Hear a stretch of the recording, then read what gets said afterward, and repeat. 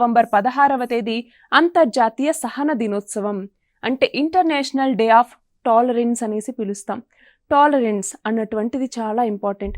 Especially మన diversity కలిగినటువంటి మన దేశంలో మిగతా కులాల పట్ల కావచ్చు, మిగతా మతాల పట్ల కావచ్చు, టాలరెన్స్ అన్నటువంటిది ఉండాలి అని అడ్వకేట్ చేసేటటువంటిదే ఈ యొక్క అంతర్జాతీయ సహన దినోత్సవం అన్నటువంటిది. సో ప్రపంచవ్యాప్తంగా కూడా మిగతా ప్రాంతాల పట్ల, అలాగే మిగతా ప్రజల పట్ల కూడా ఈ సహనం అన్నటువంటిది ఉండాలి అని తెలియజేస్తుంది ఈరోజు. చూడండి, యునెస్కో నేతృత్వంలో దీన్ని నిర్వహిస్తారు. వివక్షత అనేది ఉండకూడదు. ద్వేషపూరితమైనటువంటి నేరాలు ఏవైతే జరుగుతాయో, ఏదైతే ఎస్పెషల్లీ మనకి సహనం లేకపోవటం వల్ల వాటన్నింటి గురించి అలా ఉండకూడదు అని అడ్వకేట్ చేసేటటువంటి రోజు ఇది. అలాగే ఇక్కడ చూస్తే బహుళ సాంస్కృతికత, అలాగే సంభాషణలు అన్నటువంటి ఉంటాయి.